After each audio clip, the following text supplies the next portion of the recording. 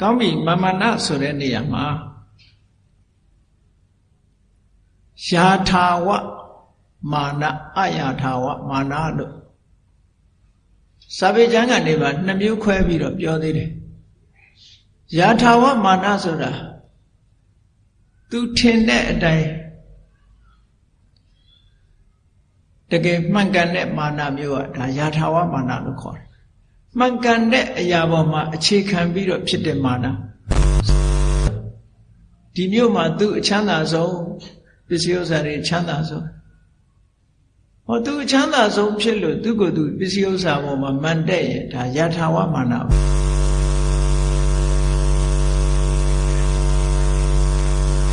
အဆုံးမဟုတ်ဘဲနဲ့တာမန်ရှိတဲ့ပုဂ္ဂိုလ်တယောက်ကနေပြီးတော့ငါချမ်းသာတယ်ဆိုပြီးတော့မာမနနဲ့အယာထာမဟုတ်ဘဲနဲ့နေတဲ့မာမနခေါ်တာပေါ့နော်မဟုတ်တာမမှန်တာကိုအခြေခံရင်အယာထာဝ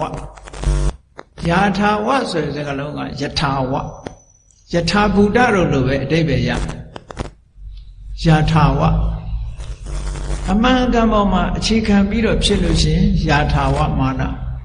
မမှန်မကန်တာကိုအခြေပြုပြီးတော့ဖြစ်ပေါ်လာလို့ရှိရင်အယာထာဝမာနတဲ့တချို့ကမရှိဘဲနဲ့အရှိလောက်တာတွေကအများကြီးလေဒါကြောင့်မို့အဲ့လိုပုဂ္ဂိုလ်တွေကြတော့လူကြွားလို့ပြောကြတယ်မဟုတ်လားကြွားဝါပြီးတော့ပြောတယ်ပတ်စံမရှိပဲပတ်စံရှိကြအောင်ဆောင်းတယ်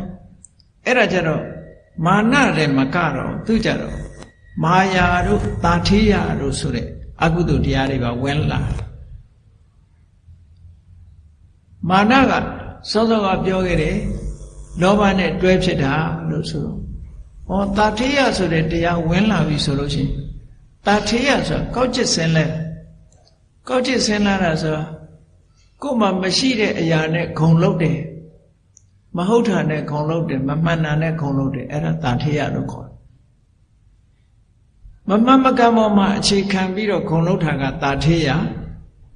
အဲ့ဒီအည်အချင်းမရှိတဲ့အည်အချင်းပေါ်မှာရှိတယ်လို့အထင်မြင်ရောက်တာကမာနတဲ့သဘာဝတရားလေးတွေကဒီလိုရှိတယ်နော်မာယာဆိုတာကတော့ရှိတဲ့အပြစ်ကိုဖုံးတာရှိတဲ့အပြစ်ကိုမရှိအောင်ဆောင်းတာကိုလှုပ်ထားတဲ့အပြစ်တစ်ခုကိုသူများမသိစေချင်တာဖုံးကွယ်တာမာယာလို့ပြောတယ်အေးကောင်းပြီမမမကန္တာပေါ်မှာအခြေပြုလို့ရှိရင်အယထာဝမာနမှန်ကန်မှုပေါ်မှာအခြေပြုတယ်ဆိုရင်ယာထာဝမာနသူကသူပညာအတတ်ဆုံးမို့သူများတွေလည်းတာတယ်ဘွဲတွေလည်းအများကြီးရထားတယ်သူများတွေလည်းတာတယ်တာလို့တာတယ်လို့မာနဖြစ်ထားကြတော့ဒါယာထာဝမာနလို့ပြောယာထာဝမာနဟုတ်တယ်သူကသူအထင်မြင်ရောက်တိုင်းတကယ်လည်းရှိတယ်တကယ်လည်းတာတယ်ပညာလည်းတကယ်တော်တယ်ဆိုလို့ရှိရင်ဒါယာထာဝမာနဘယ်မာနပဲဖြစ်ဖြစ်အကုသိုလ်ပဲမှန်ကန်တဲ့ပုံမှာအခြေခံတဲ့မာနပဲဖြစ်စေမမှန်ကန်တဲ့အခြေပေါ်